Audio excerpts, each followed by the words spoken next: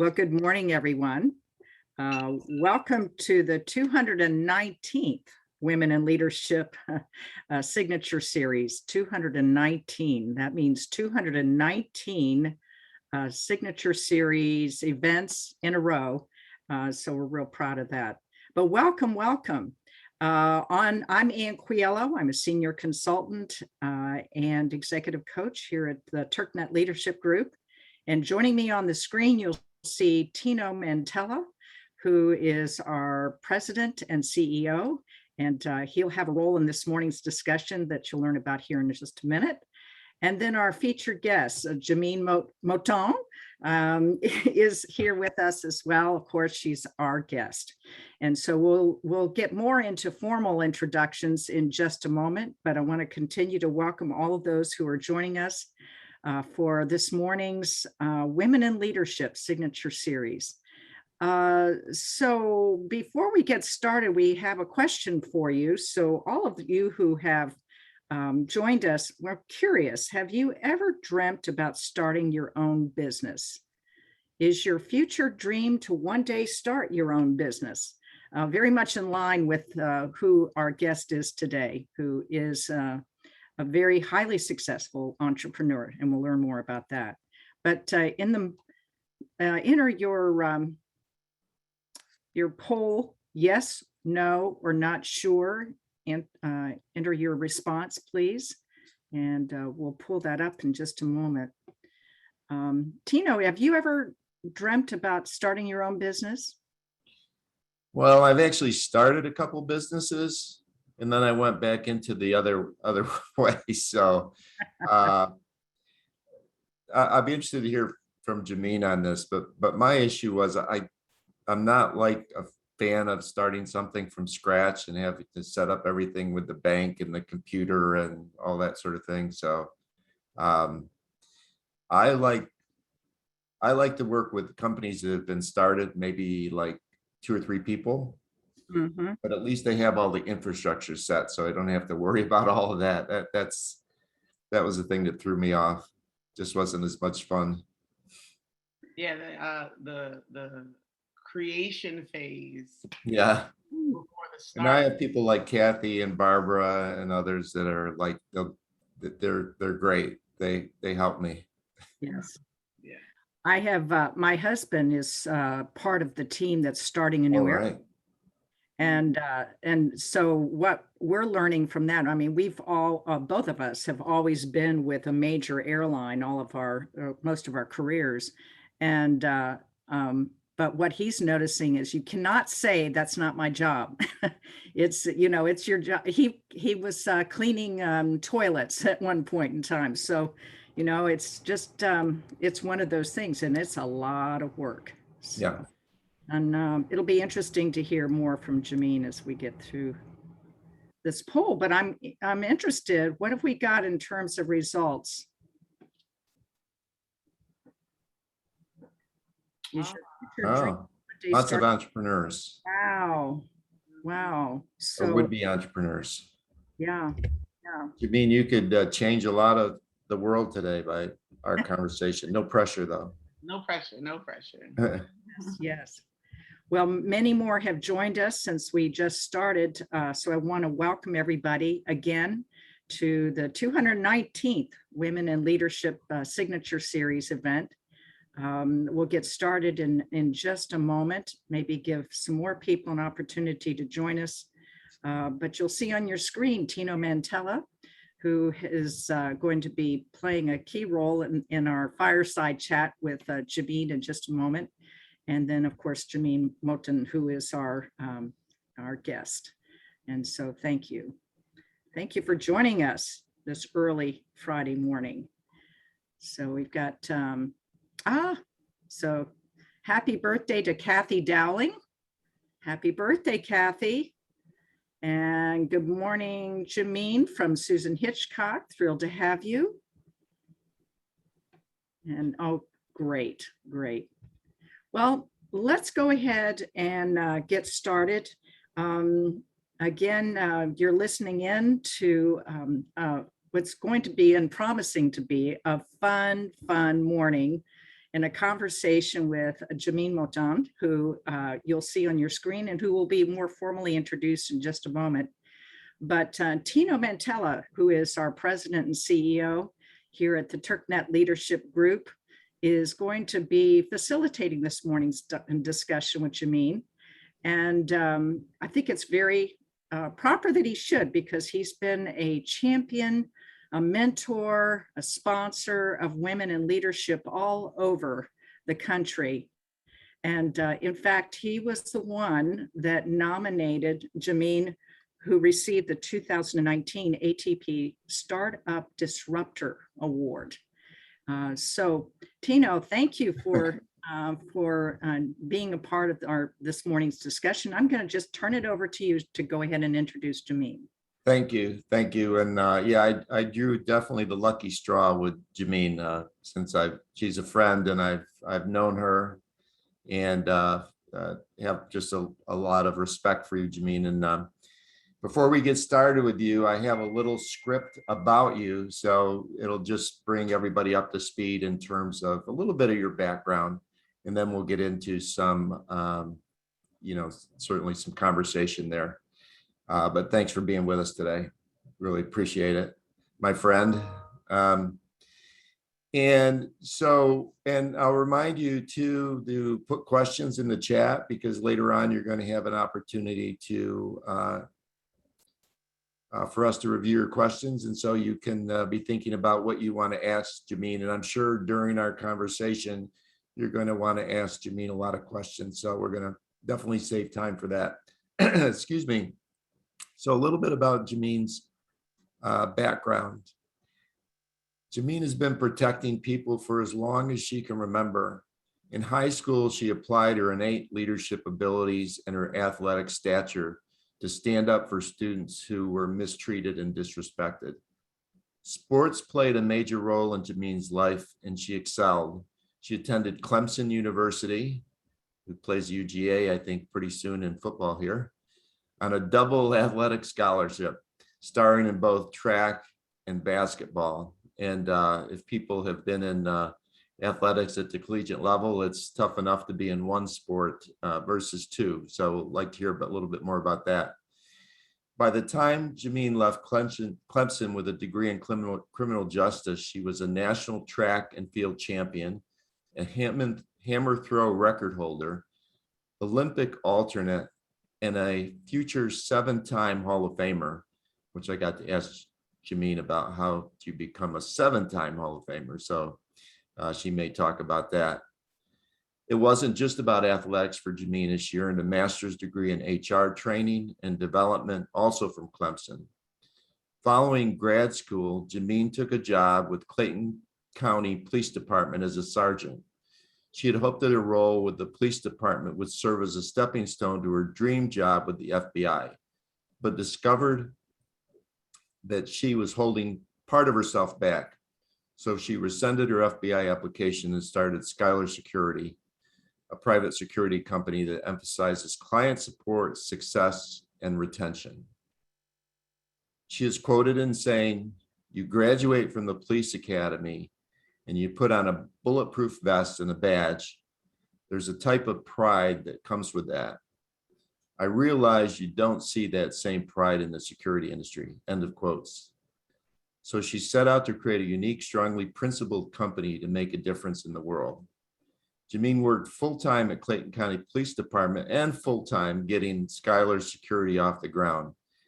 After juggling full-time job and her startup, she left the police department in 2018 and never looked back. Jamine's company was quickly recognized as something special. She was selected to attend the prestigious Women Entrepreneur Initiative, WE, in 2018. And that's when I was able to meet you, Jamine, for the first time, and then was one of the chosen few out of more than 5,500 entrepreneurs and 140 companies to attend the 2019 Global Entrepreneur Summit, traveling to The Hague in the Netherlands as a result of winning the WE pitch competition, which I was happy to attend and watch, and Jamine was amazing. She also won as as Ann had said, the ATP, Atlantic Technology Professionals Prestigious Startup Disruptor Award in 2019. And as Ann said, I was particularly proud because I did nominate her for that. And it was great to see you, Jamine, up on stage winning that. So welcome. Thank you, Tino. That Did you know, we? I fight back emotions a lot when I listen to that. A lot of things in that state, all that you said. Thank you for sharing. It's all that history when it comes together and you put it in one place in a couple of pages. It like it sings out to you. So the first thing we like to do, and I'm following Ann and often Susan Hitchcock, who's on as well, their lead. We have something called a lightning round, and you haven't seen these questions, so I wasn't going to give you everything, Jamine. So what I want is just really quick answers. You know, first thing that comes to mind, and let's see where we take it. So your most important mentor and why?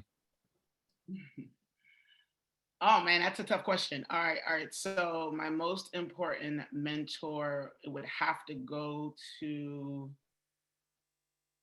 Linda Marquez, my high school track coach.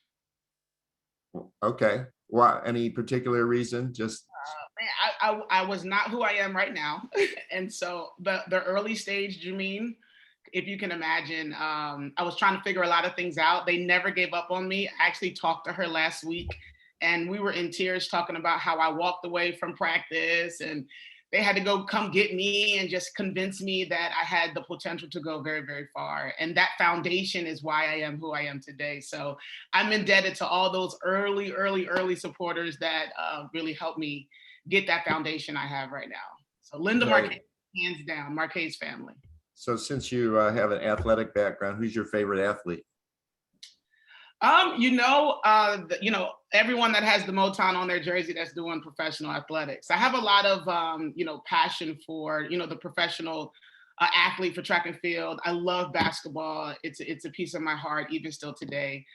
So there's so many athletes to name. I'm not going to name one, but all of them on that level are just, you don't know what it takes, right? You don't know what it takes to get there. So for sure, we just got through watching the Olympics, so oh, goodness, it's grueling. So to see them be successful, man, any professional athlete that's in the game killing it on that level is my favorite.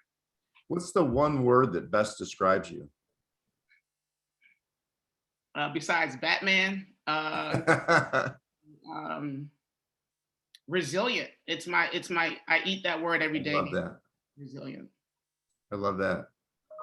So when you earn your great wealth, when you amass your great wealth from your company, what will you do with the money? Buy an island and my life. No, my heart is in community. My heart is in Atlanta. My heart is in the community. My people tell me all the time, I don't drive a Maserati. I don't have a Porsche in my driveway. Even now, I will probably give it all away. I want to buy my guards houses and cars, and my team is like, don't do that. You don't have to do that. Well, I want to, right? I want to give back. Yeah. So my heart is always going to be on the streets. My heart is always going to be in Clayton County. So, give it away, nonprofit. We have a party every year that I throw for our clients and our guards in the community. I'll probably scale that once it's all done and just celebrate the community. I love that. And it doesn't surprise me at all getting to know you. So the one thing that irritates you, what gets under your skin? My pet peeves. Lazy people. Oh my goodness. I'm the girl that has to do everybody else's work, right? So I'm not going to let anything drop. I'm sure there's people on this call that are just like that, whether you're in the business world, entrepreneurship, or in corporate.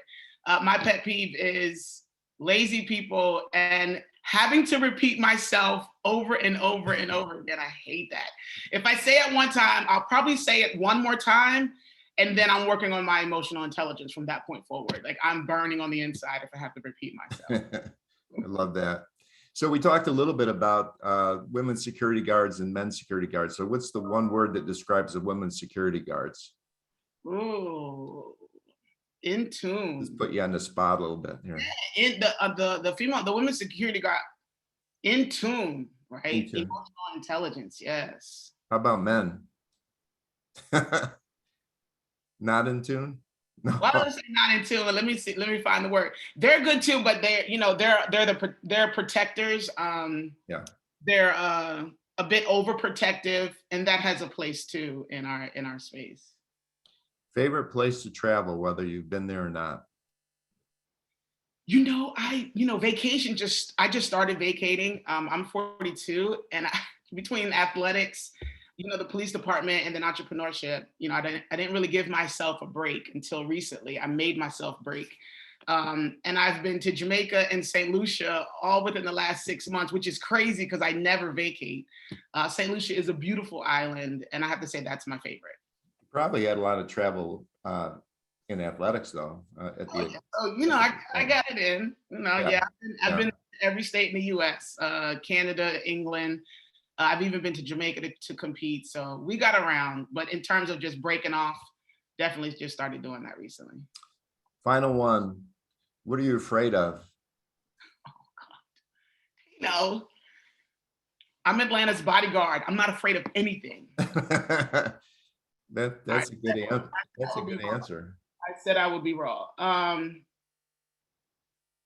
In all honesty, as much as when I was younger, I said I was not afraid of success.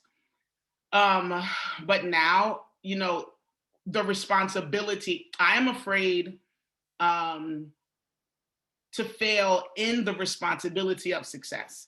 I'm not afraid of success. It's this fear that fuels me every day, is being prepared for what I don't know is coming, right? So we're getting ready to push the business to the next level. And I think about it every single day, right? My relationship to fear is different, right? And we'll talk about that. But there is fear. There's no doubt that there's fear, but my relationship to it is different. And so it fuels me.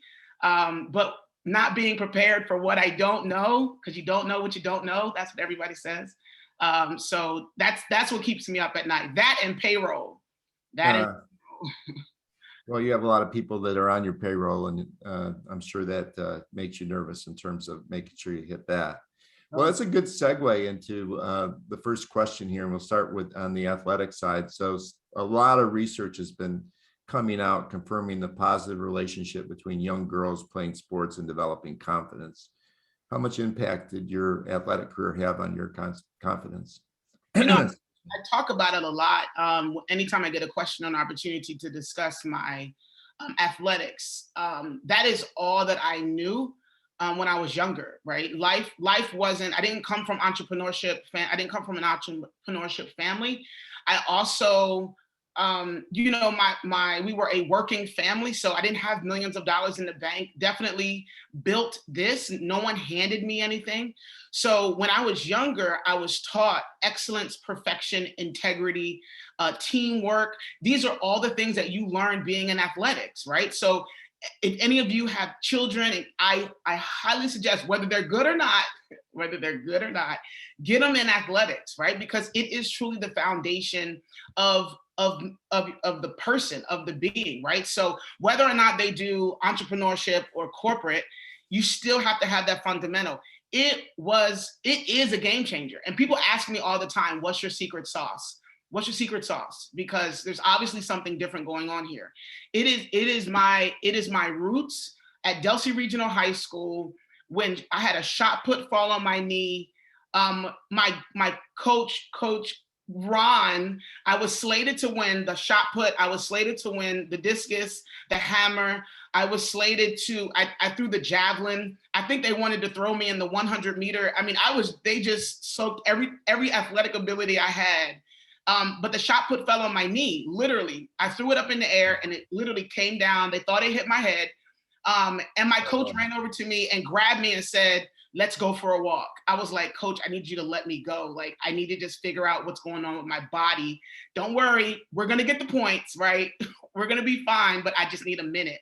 That resilience. And so not only did I overcome that, but I broke my own record, right? So this resilience that you have to have, right, to be successful, I learned when I was an athlete back in high school. So then I take it to Clemson, and then all of a sudden I become a police officer and life hits me. And I figure out a way, I was talking about it the other day, I figured out a way to convert all of that energy into what I now have, which is Skylar, right? The grit and the push and the resilience really was birthed when I was in high school. And I'm thankful for them, all of them. Well, it was interesting when I asked you the other question about things that you fear, and you talked about too much success. You didn't mention the word failure. So it's interesting. Some of the research points that people that are in sports, girls and boys, it helps when you fail. Being we were both collegiate athletes, you and and I was in a team sport in football and a individual sport in wrestling. And when you do those, I think, to me, get your point on this, typically particularly the individual sports. I mean, I failed many times because you can't point to anybody else. You're just out there, against someone else. But talk about how you think about kids and going into sports. As you said, they don't have to be great, but when they do fail, is that something that's, what do you think of that in terms of, teaching them? Yeah, so I talk about this all the time. A lot of people, they look at our story and, just listening to you introduce me, like, I don't live life trying to accomplish things. I know a lot of people probably don't know, I'm goal oriented, but I don't wake up every day trying to create a stat.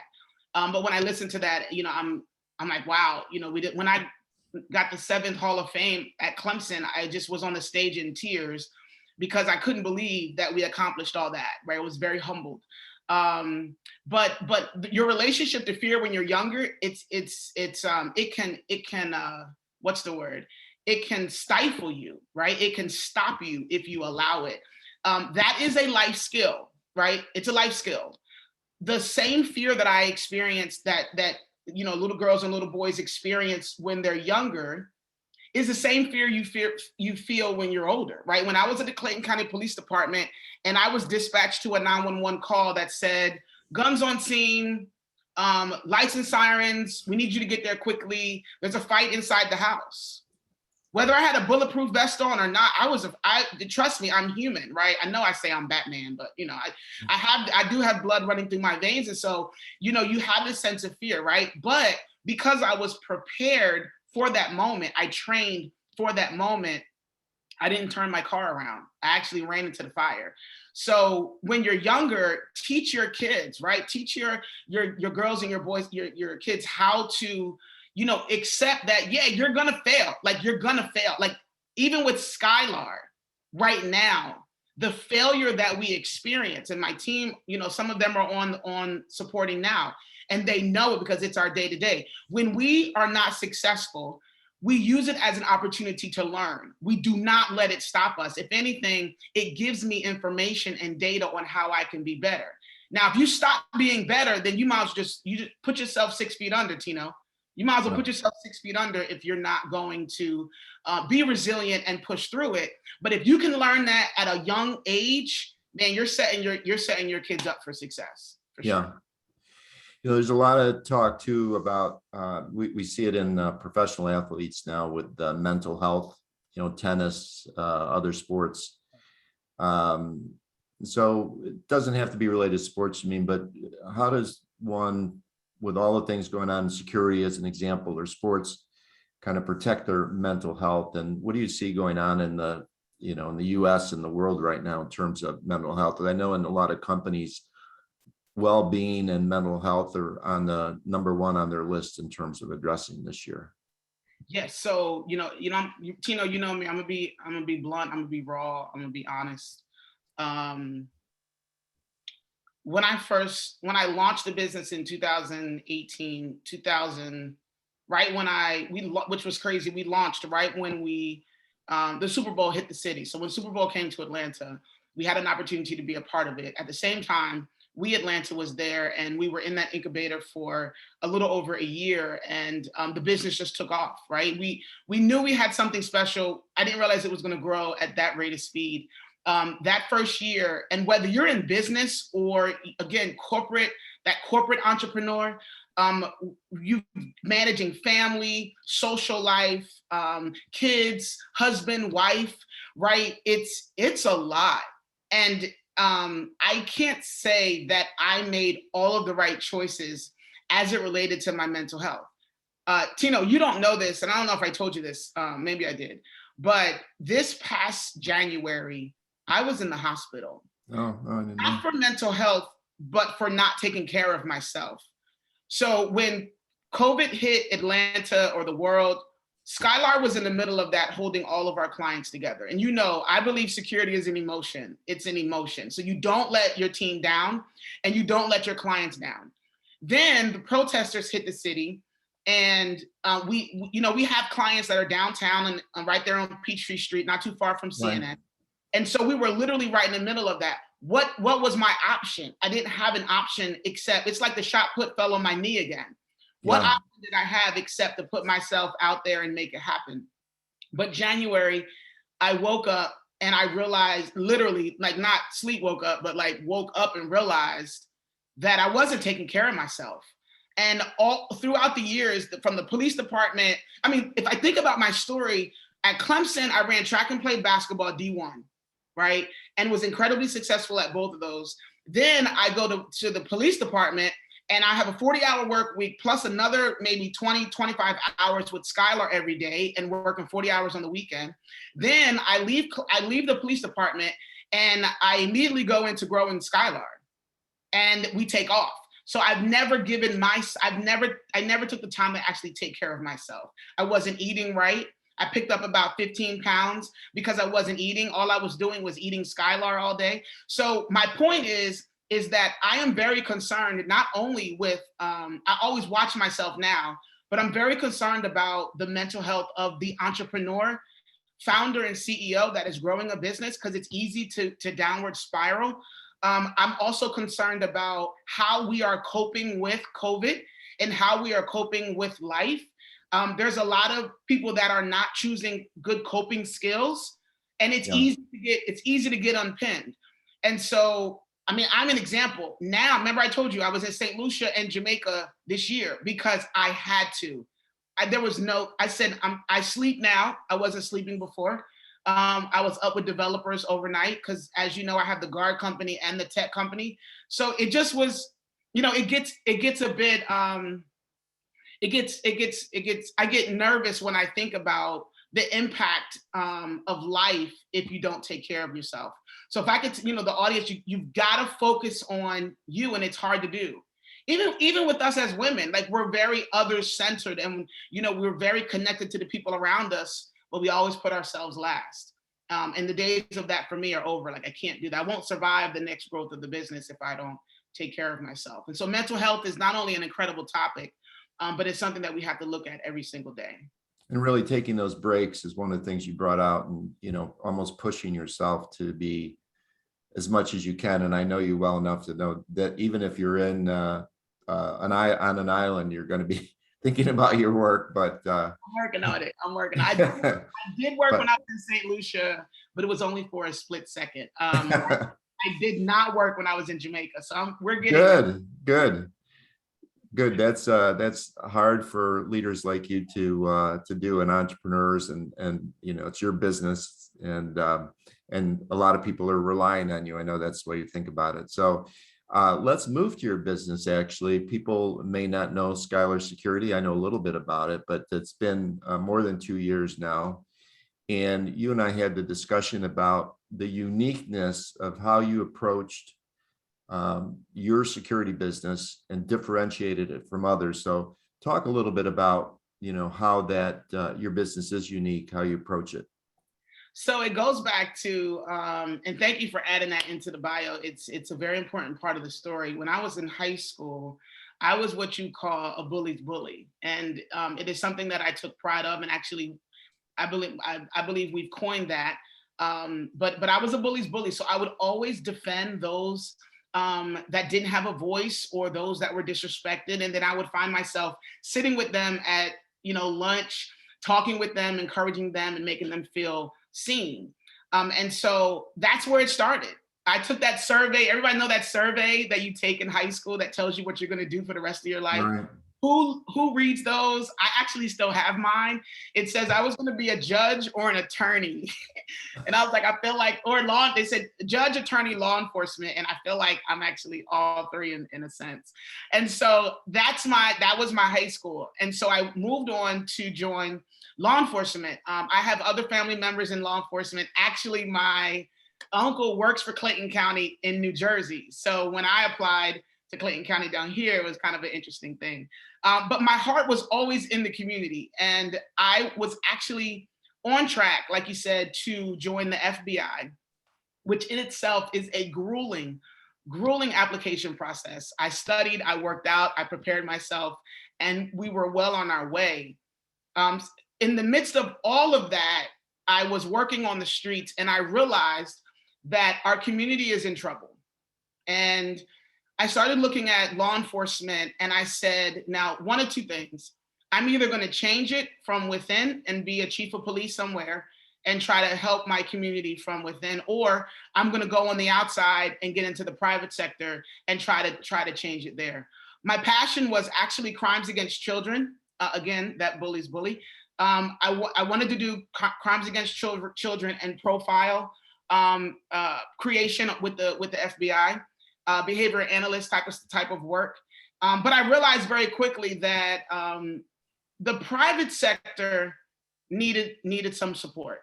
I would ask people, do you feel safe? Do you feel safe with a security guard? I mean, I'm asking you guys now, do you feel safe with a security guard? And then there's this awkward pause. Do you feel safe with a police officer? There's another awkward pause.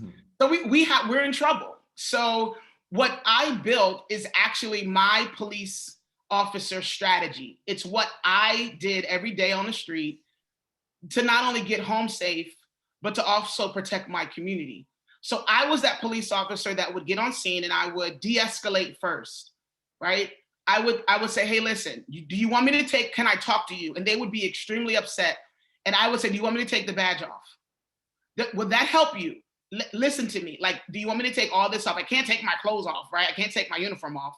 But I know that this is a concern for you. So what will it do? An hour and a half later, whether I'm taking them to the jail or not, right, Tino?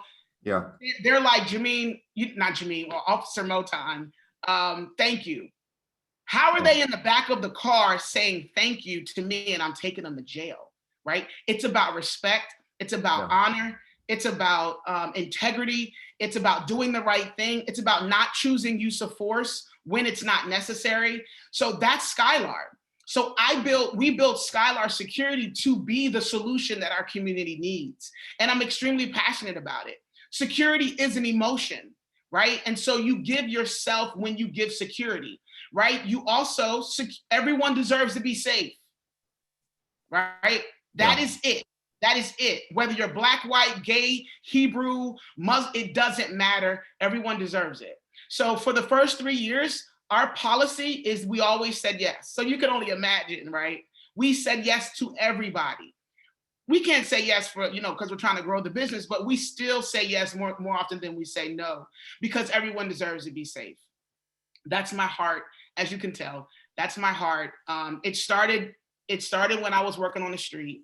And we've literally created an organization that is that solution for the community. And it is a place where unarmed guards, and Tino, we talked about this. Yeah. Unarmed guards outperform police officers. Yeah. Because it's less about the car and the gun and the badge, but more about respect, honor, and de-escalation.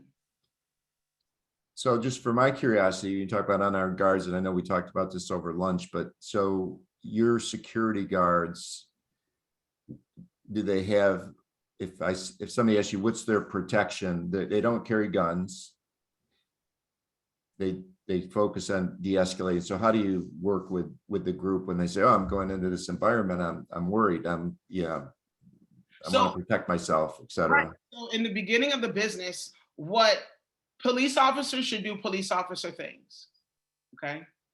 Where I'm not saying the weapon is not helpful. There are places where that is needed. 9 times out of 10, it's not needed. Yeah. And that's what I'm saying. 9 times out of 10, it's not needed. Yeah. what Skylar does, so I didn't tell you this, but I used to be a bodyguard. Still I'm a bodyguard. But when you're protecting someone or you're protecting something, there's something that's called preceding the need, right? Preceding the need. So you have to get in front of the need so that the issue never occurs. So if you see somebody getting upset, you don't just sit there and just let them get upset and just wait for them to escalate. You precede the need. And so that's a concept that we teach within our organization. Get in front of it and you'll never have an issue. If you just sit there and you don't do anything and you just sit in your car and just take a check, right? The police officers, sometimes those off-duty officers, they're not effective because they're doing it for the money necessarily, but rather than doing it for the purpose of protecting the community. And so if you precede the need, you know, and I say this whenever I'm asked this question, is, you know, I never shot anybody the 5 years I was at the police department. I could have operated without all of that. I never shot my taser when I was at the police department. And that, to me, that's very powerful.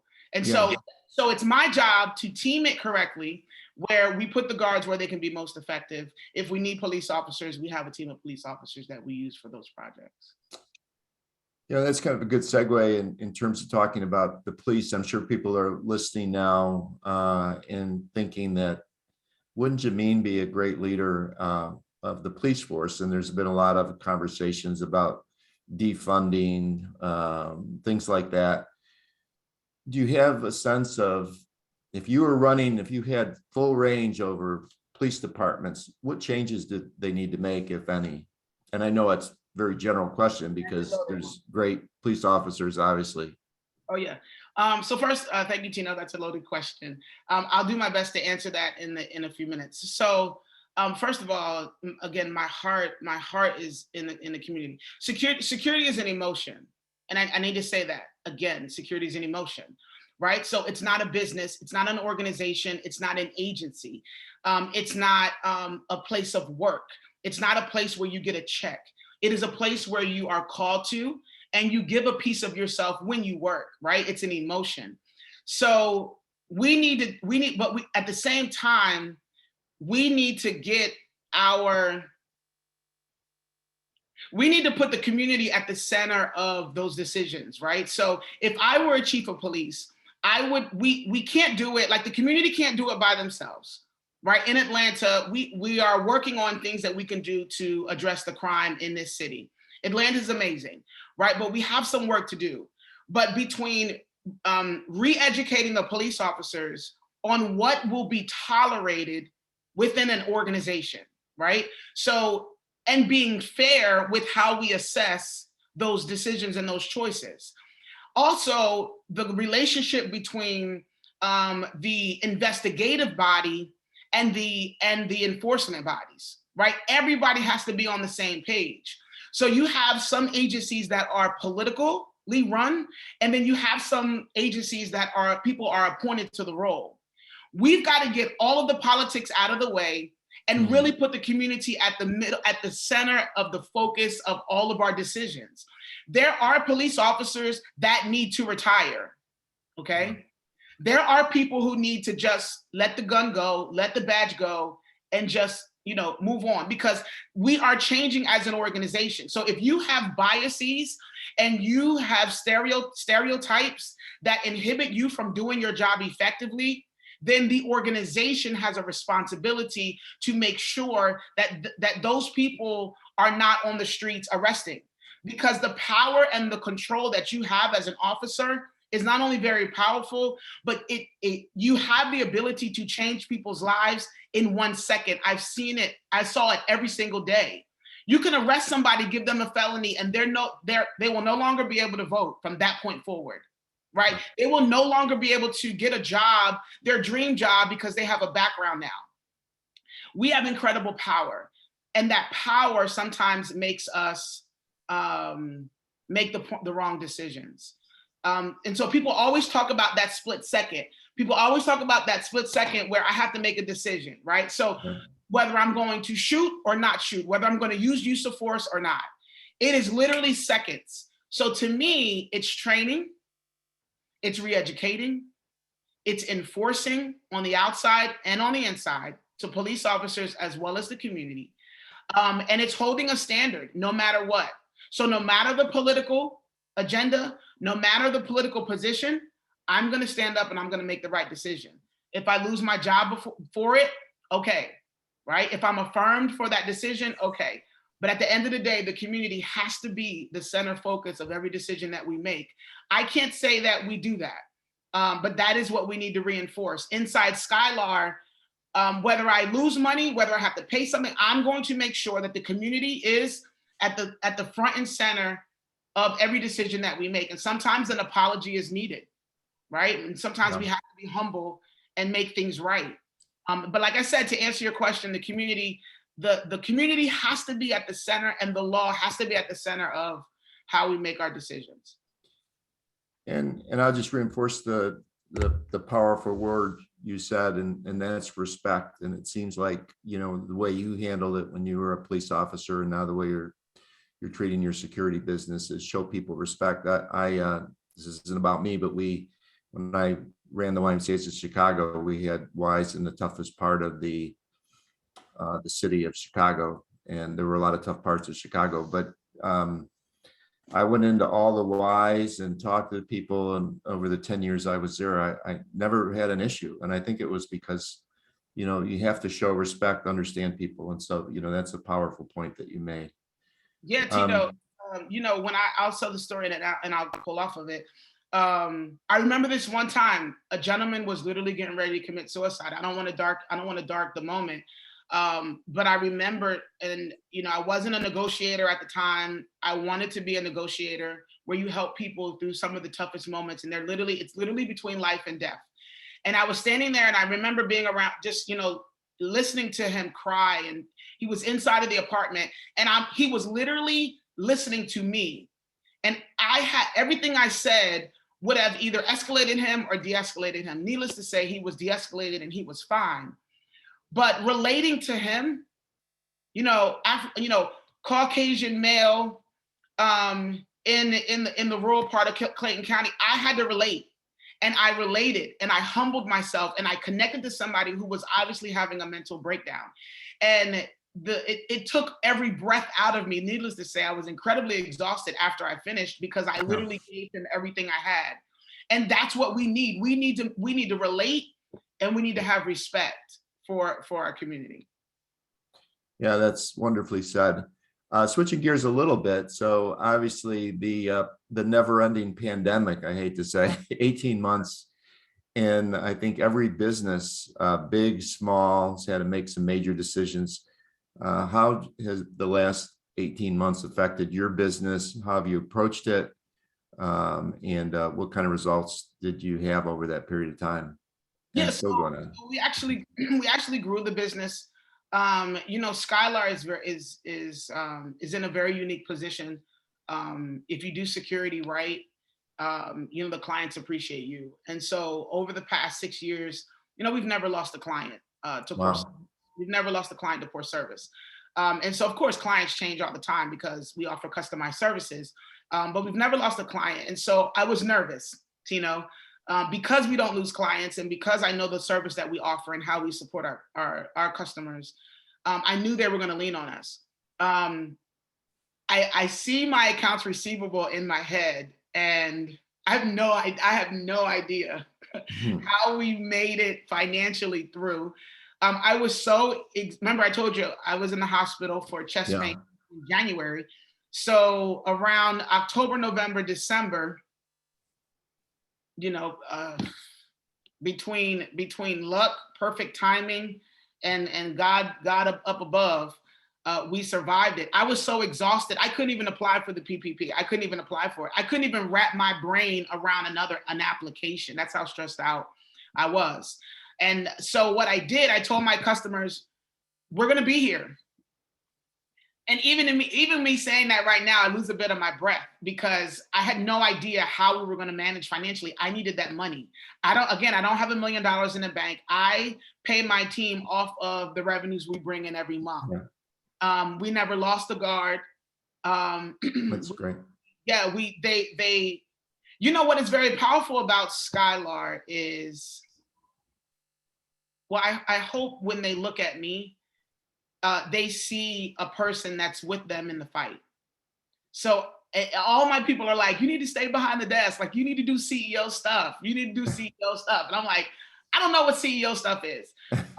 All I know is this CEO, it's important to me that my team feels like I am there. And so standing with them, if they need days off to get tested, that if I have to go get my shirt out of the back of my car, we're going to make it happen.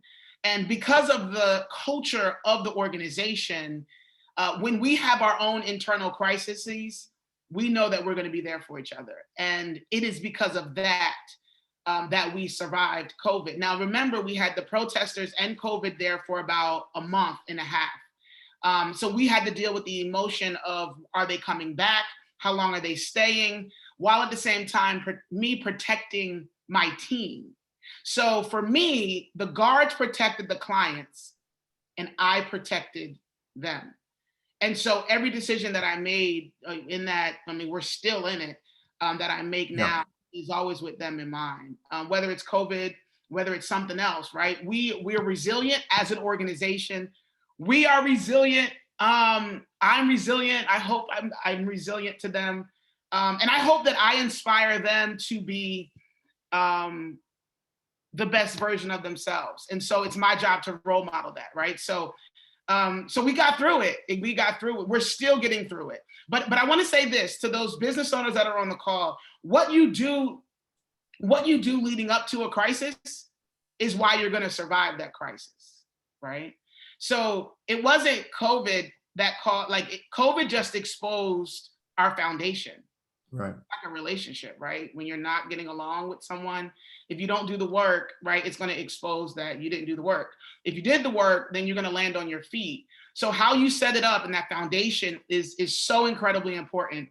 So when you get hit, right, you might, I always say sometimes I feel like I'm in a boxing ring, right? I feel like I'm getting hit and jabbed. But if I did the work and I trained for it, then my core is strong. And so I can handle a couple hits. Man, 2020, we got hit left and right, but we right.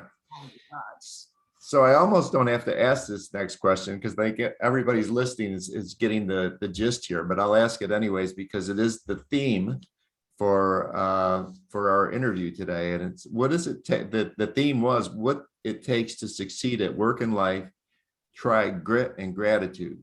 So the question I have, which you've kind of answered, but you can answer it again, is what is grit to you? Because you're obviously a person that has a lot of grit.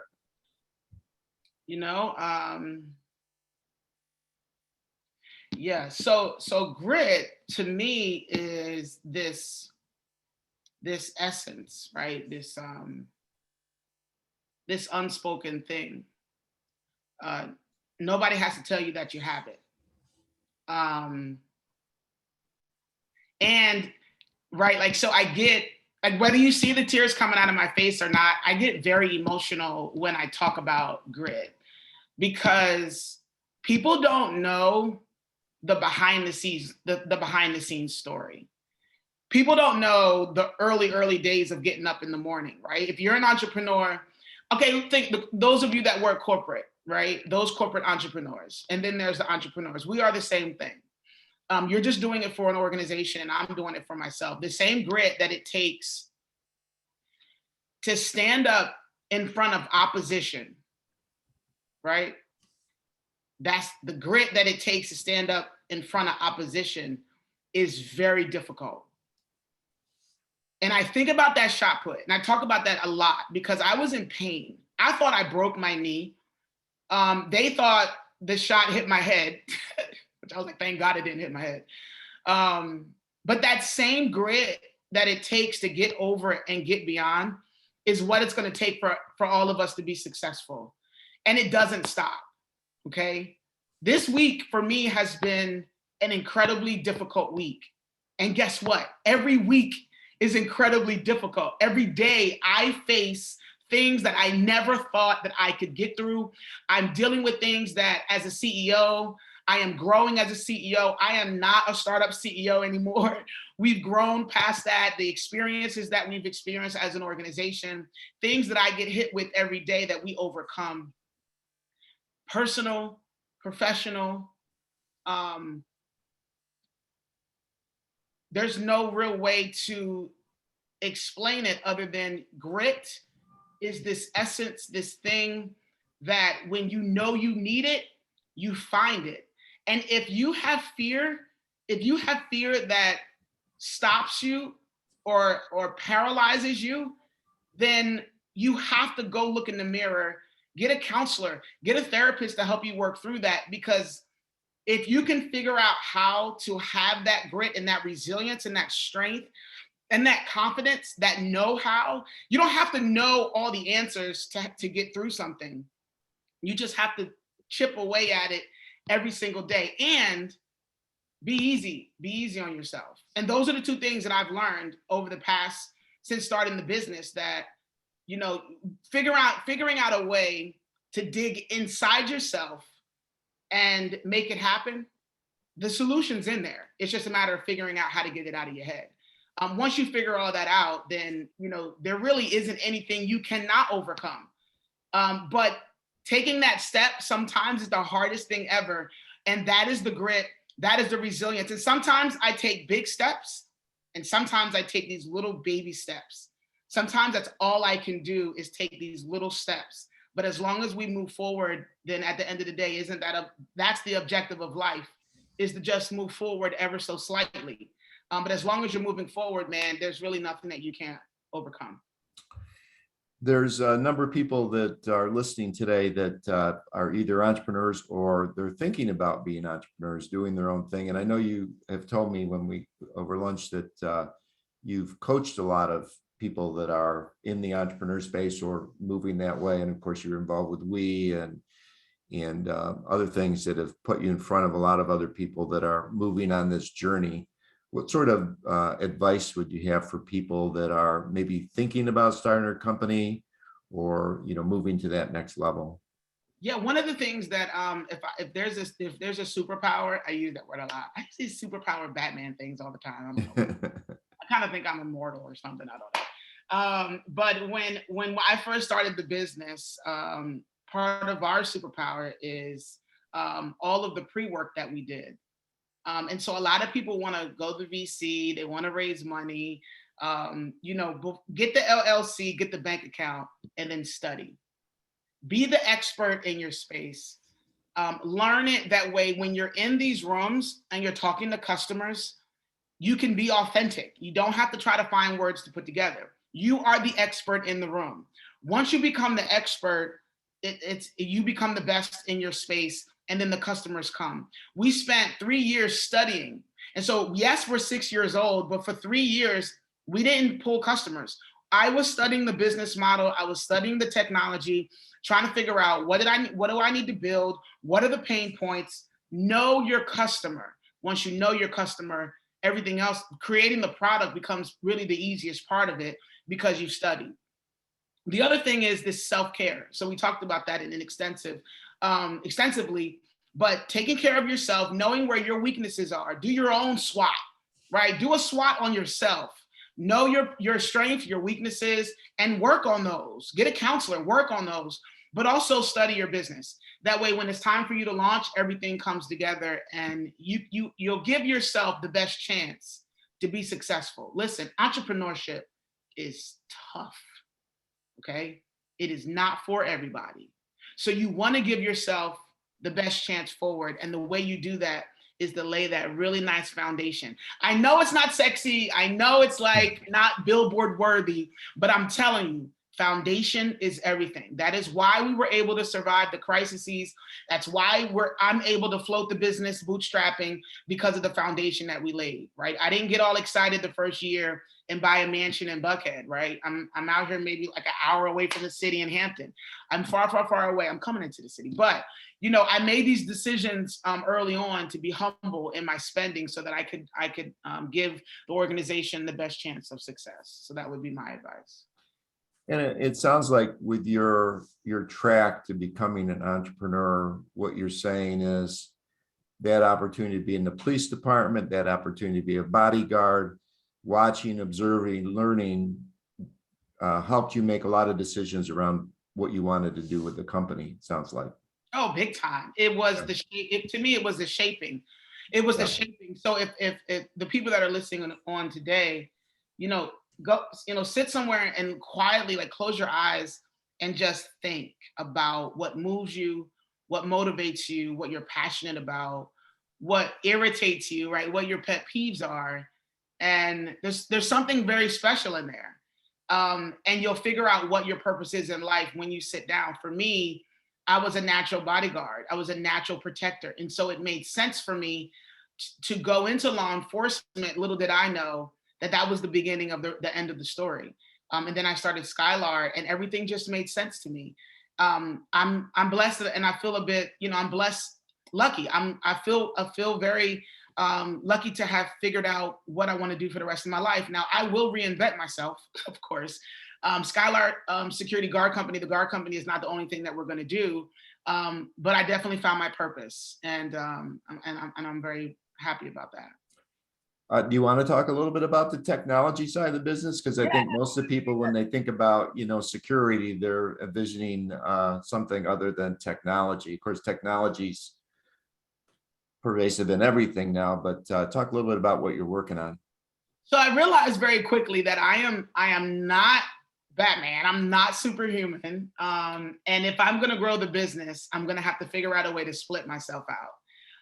Technology is very powerful. So any of you that are looking at developing technology, look into it and do it, because it literally can change the game. So when I started the business, we offer customized services to security guards as well as the clients. And so there's this boutique-ish, concierge-like swag, if you will, culture, if you will, that we have, where we take care of all of our clients, very high touch. That has limitations until you leverage technology. One of the things that we also want to do is we want to change the industry. So I don't want it just to be about Skylar, right? Why? I don't want to be selfish and just have the success in our little quadrant. Our goal is to build this tech, finish it out. We're almost finished with it, probably about a month and a half out from finishing it. But once we finish it, what it's going to do is it's going to offer what Skylar does all over the world. So we literally built an infrastructure solution that's going to change the game. I have figured out a way where we can create a tool that can offer what we're doing with inside Skylar to not only other security companies, but other teams.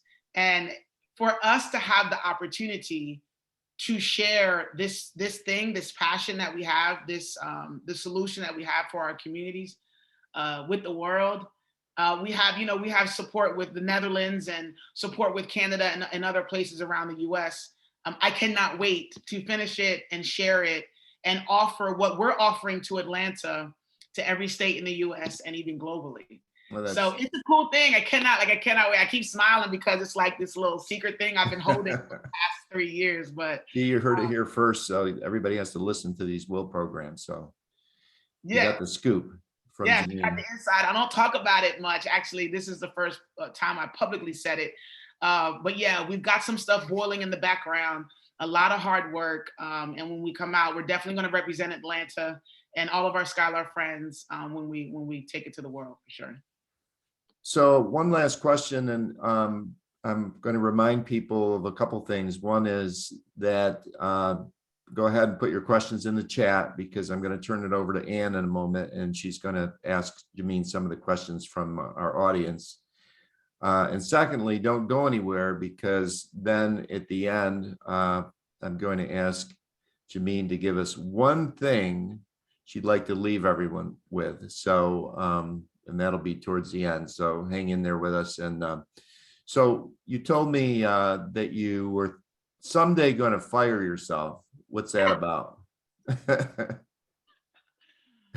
Oh my God. I was having this conversation. I was with the We Entrepreneurs yesterday, Monica, and we were talking about that, and it was so funny. I told her, I said, have you fired yourself yet? And she was like, oh, I'm working on it. I was like, where are you? Like, where are you when, if this is fire, where are you? And she said, I'm like right here. I said, okay, I'm like right here. So I at the end of last year, remember, I was completely exhausted. I said, no more, I'm gonna fire myself. And so I woke up January 1, 2021 with no job. I fired myself and then I went and got my job back. So it's a journey. I'm doing it. My team is amazing. I do trust them. I know they think I don't trust them, but I do. I do trust them. It's like, I tell this story. It's like the child being 18, 19 years old and they're going overseas to school. You got to let them go. And so you have to trust that everything that you've done in the past 18 years is going to get them by. So I'm just going through that. I have no kids, but I sure feel like I have at least one, and her name is Skylar. So I'm working on separating, but my team is amazing. They don't need me. Like I'm talking to you right now, and they're doing a great job. So I can fire myself. Some of them are listening, so yeah. Oh yeah, they're listening, right? They're on their Listen cell up. phone on duty. They better not be on their cell phone. So I am firing myself. And I'm probably about 2 more months and then I'm gonna resign again. Just pray for me that I don't. For a minute or for a longer period. I'm gonna go do it. They're gonna kick me out. Like literally it's to the point now where they embarrass me. They say she's not supposed to be here. But so I'm like, okay, I'm I think my staff listening would say something similar. So they're probably all laughing in their offices right now. All right, so what we're going to do is, Ann, come in, Ann. We're going to turn it over to you to ask some great questions. Thank you, Jamin, but we'll be back to you. I'm not going anywhere. And I'm not finishing laughing. Let's comment. That is such a great concept, firing yourself. So, Jamin, I'm ready to come and clean the floors, bring you coffee, whatever you need. I would love to work for a CEO like you. You are amazing. So thank you so much. So we've got a lot of questions. One of the questions that has come from Develda is, what character trait is at the core of a Skylark guard? You know, I have to, we have a lot of core philosophies. The one that speaks the most to our core is relatability. Right? So relatability creates respect, and respect creates good decisions. So if you can relate to someone, whether they're poor, whether they're gay, whether they're straight, whether they're affluent, whether they're in Bankhead or Buckhead, doesn't matter. So you have to relate. And when you relate to someone, right? If somebody walks up to your window and they ask for $1, whether you have money or not, you can relate. I can relate to that. So now I have more than $1 in my bank account, but somehow I can relate to this gentleman, right? Because at any point in my life, I could probably be right there. And so it makes, once you relate to someone, then you have the ability to connect with them on a different level where they are. And then all of the decisions that you need to make a decision, whether it's arrest, not arrest, protect, hug, right? I know it's COVID, but sometimes they just want to feel loved. They want to feel heard. Once you realize and relate to that person, all of their needs start to show up. And that talking loud and that disrespect, it sounds different. And so, but you got to relate first. And so when I was a police officer, that's what I did. So when they would cuss at me, I would say, could you stop doing that? Why are you upset? What happened to cause you to I'm not Clayton County, I'm Jamin, right? I can take all this off and I'll still be who I am. Talk to me. And that relatability changes everything. Wow. Sounds a lot like being a coach. Yeah. So that's very related also to what Jenny has asked. She's asked, how is your workforce different than other security teams? Is that what you're describing that makes it so different? Yes, we have this boutique. So think about us. So it's as if, so think about brands like the Ritz-Carlton, right?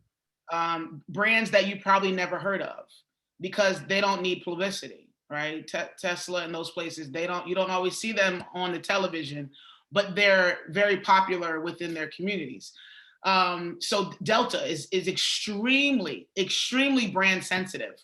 So we match the brands of our clients, and that's how we've gained a lot of our success. We are a boutique. We give the clients what they need because it is our job to make them feel safe. So just that alone is a differentiator. Now, I haven't even started talking about how we do it and all that in the tech. But just think about that. It is our job to make people feel safe. So that is it. And so if we don't make them feel safe, then you can get another security company. But we are a non-traditional private security company, whereas those other companies are traditional security companies, and they do things traditionally. We do things very innovatively, very personally, right? I'm in their face. I'm firing myself. My clients can call me at any time. And so that's part of it, right? Calling and saying I have a problem, calling and saying the guard is X, the guard is Y, right? Like this is that relationship, whether it's good or bad. I sit with my clients and I say, we got it. I get in my car, we go solve the problem, I call an ambassador, right? So our job is to make our clients and the guards feel safe. The focus for a traditional security company is the bottom line, and actually traditional security companies budget loss of clients. Okay, I know it's scary to hear that, but they budget losing clients. We do not budget losing anything. So if we lose a client, it is the death of us. Like I will shut the walls down. We don't, because that means that you no longer made them feel safe. So that alone is a key differentiator that we take very, very seriously. Obviously. Yes. Yeah. Yeah. I'm kind of curious. Where did all of this passion or compassion for other people, the community on the street, where did that come from for you? Ooh, so I've thought a lot about that in the past couple of weeks.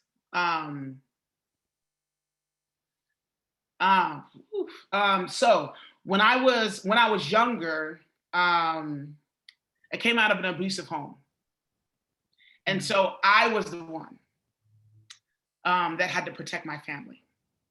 And so early on, I built this thing of knowing when things were not okay.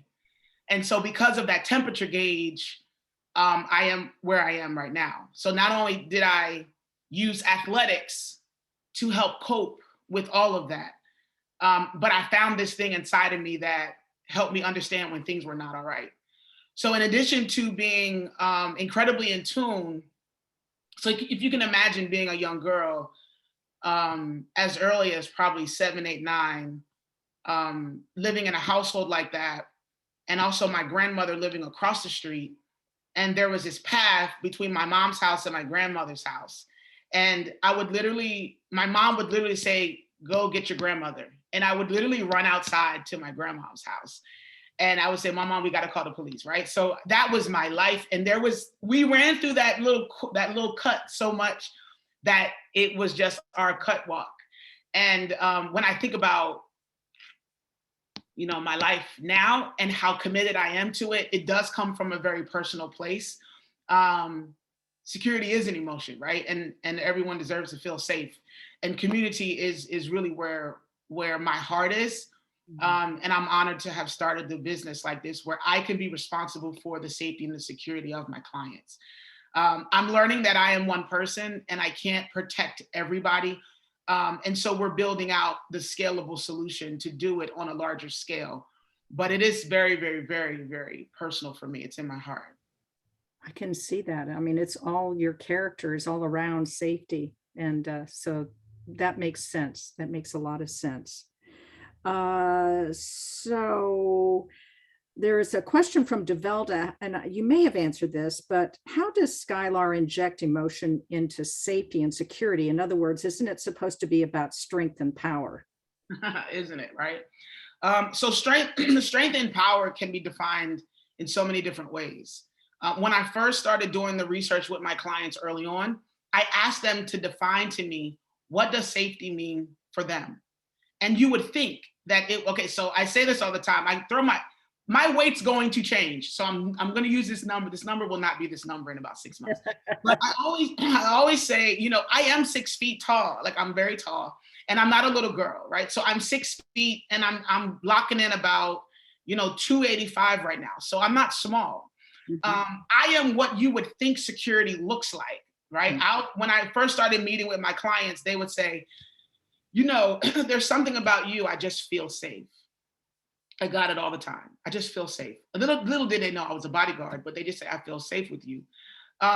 but I am not what they want, right? I am not this big bodyguard, bouncer, football body style. Like, that's not what they want. Really, they want the complete opposite. I used one of my guards as a case study. Hairstylist, just doesn't look like security at all. And her uniform is perfect. Like, you could tell she takes pride. I mean, I look at her and I'm thinking, I know people look at her and wonder, is she even effective in her role? Because you would expect the guard to look like me. But when I tell you she is the client's pick, every client that works with her, she's the client's pick. So once I started researching how women impact security, it changed my entire brain around what ideally the community wants in terms of what they look like.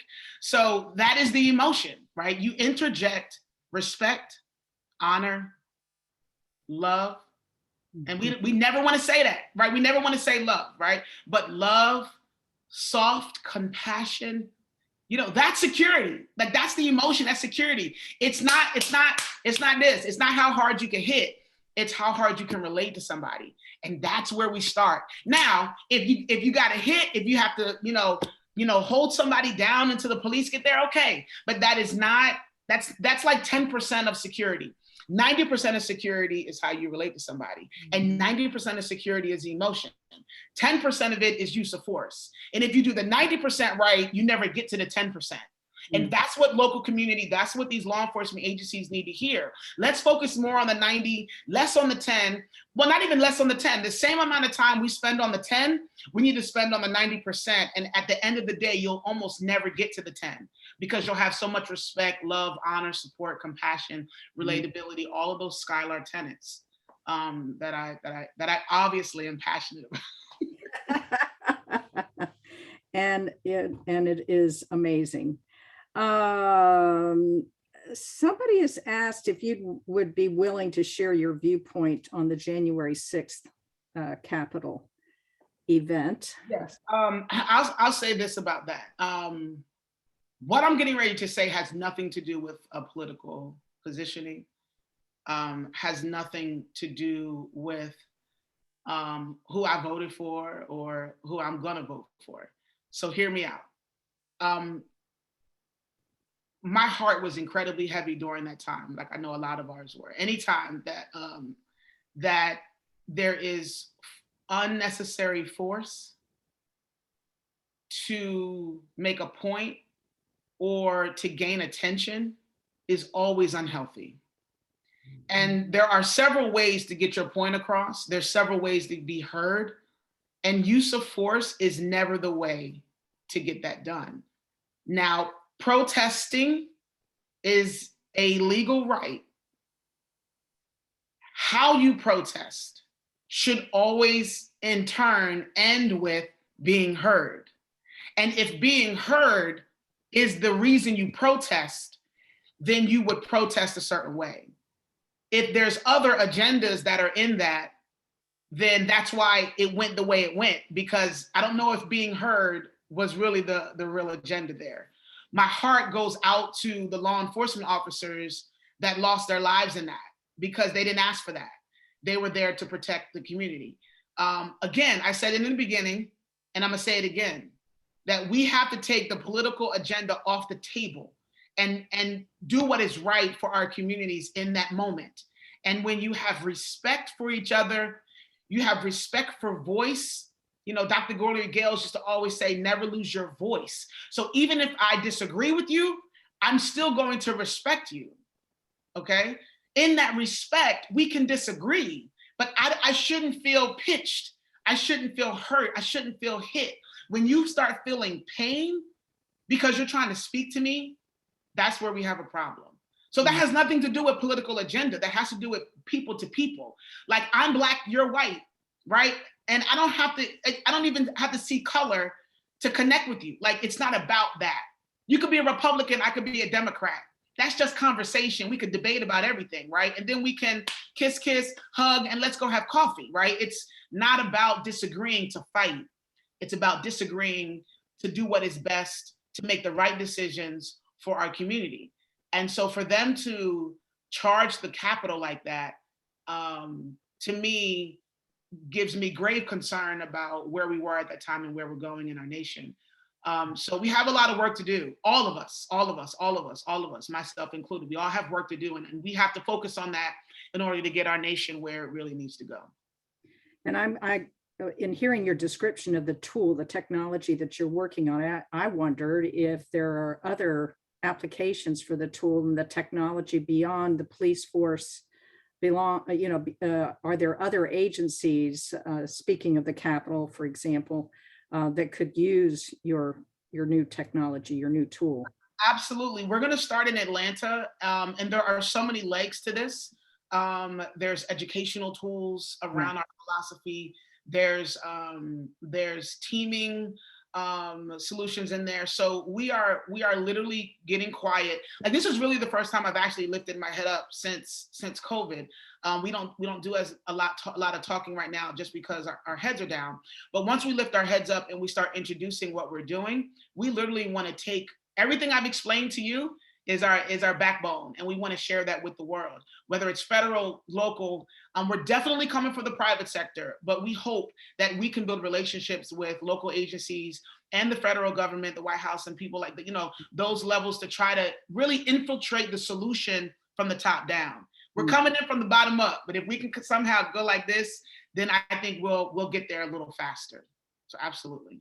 Having an airline background, all I can think about is the escalation that's happening inside the tubes of airplanes these days, and the rage and so on, and how your tool, whatever it may look like, could have an impact with TSA and others that are trying to de-escalate that particular rage.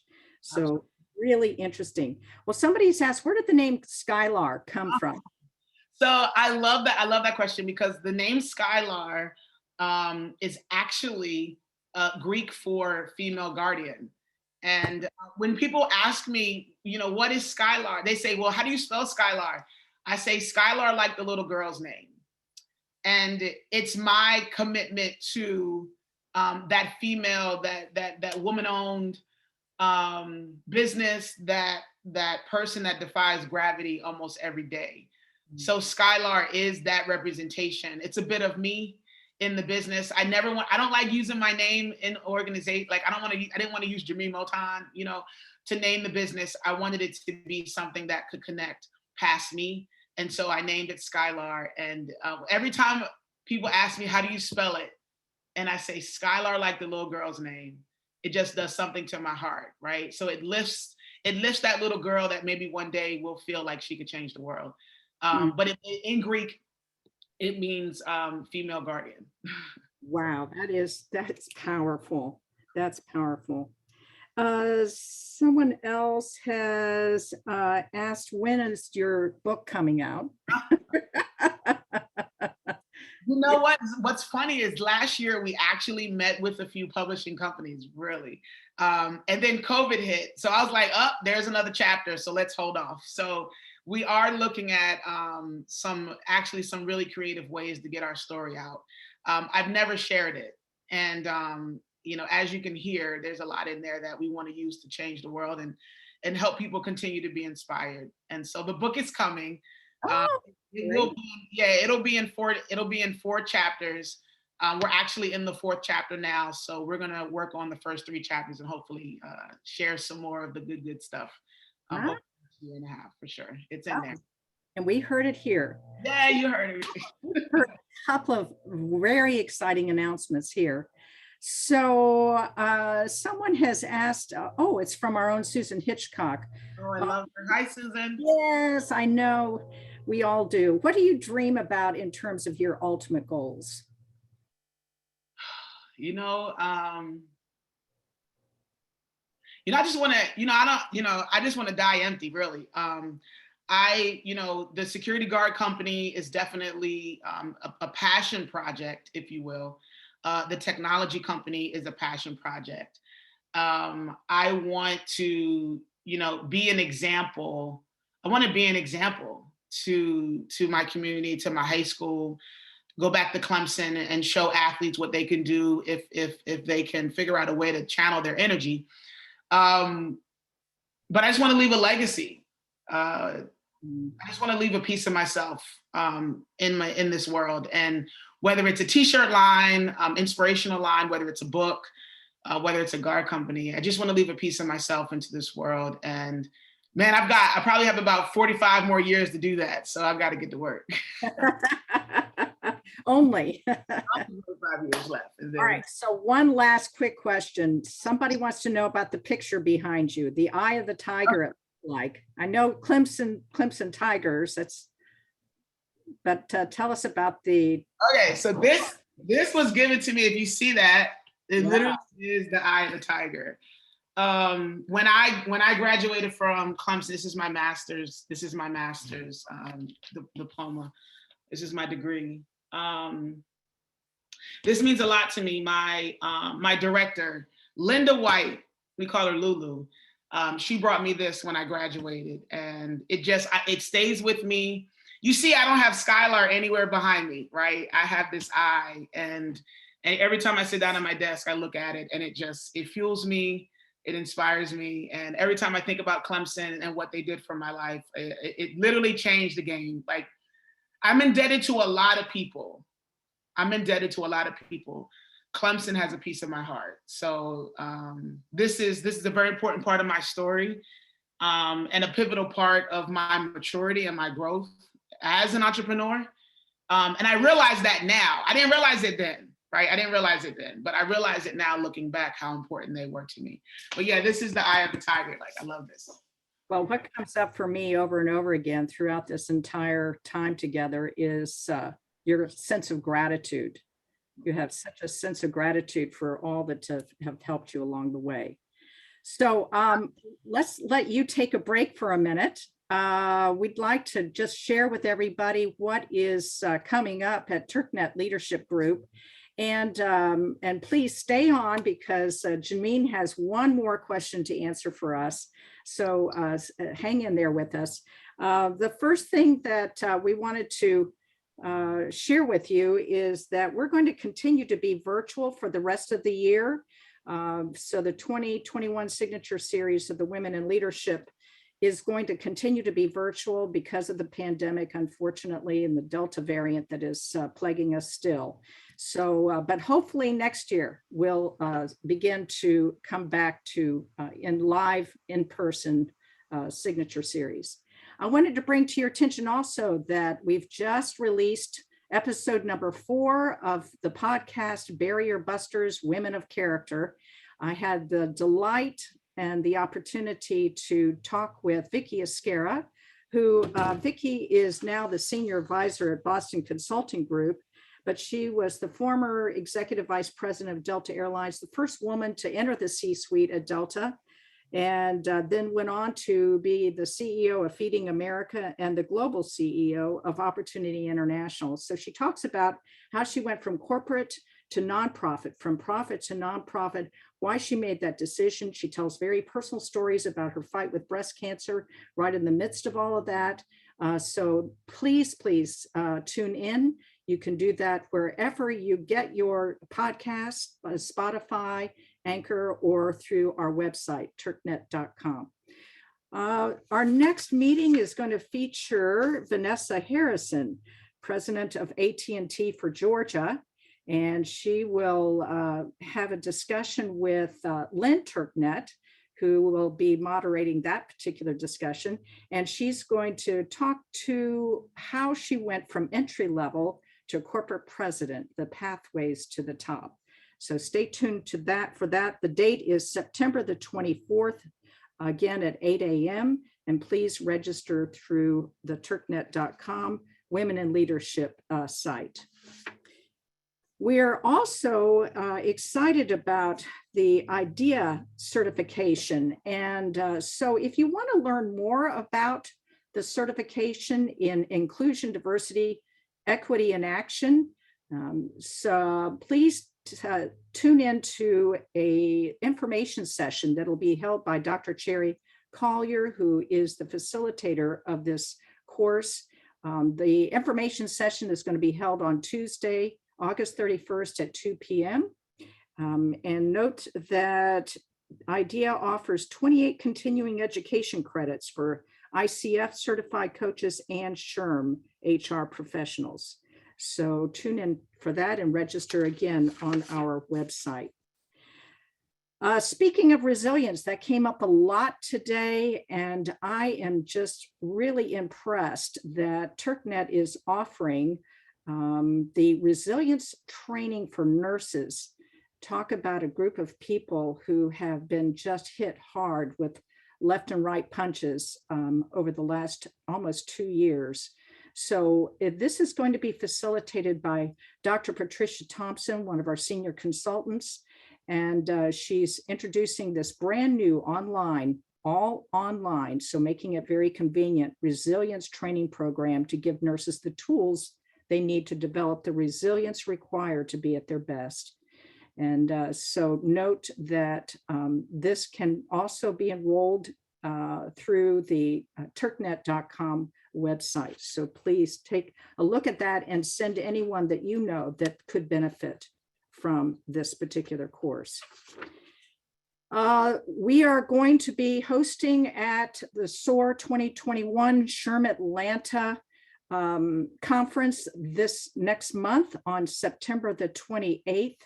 Our particular role is to hold a panel discussion around DEI, fostering courageous conversations for lasting change in the workplace.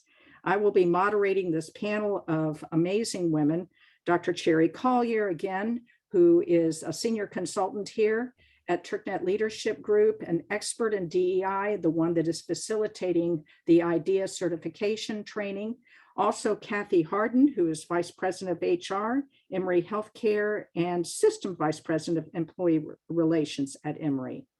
Also, Elba Pareja Gallagher, she's the Sustainability Director and Stakeholder Engagement at UPS. She's also the founder of Show Me 50. And so please come see us at this particular panel. And that's on September the 28th at 2 p.m. at the Cobb Galleria Center. And we wanted to mention that She Rose, Profiles of Extraordinary Women, which is the brainchild of our own Susan Hitchcock, is out. And we have 2 more series that are posted on our Women in Leadership webpage. So please take advantage of those. Paige Alexander has been interviewed by Susan. She's the CEO of the Carter Center, as well as Nikki Lanier, who is the Senior Vice President and Regional Executive of the Louisville branch of the Federal Reserve Bank of St. Louis.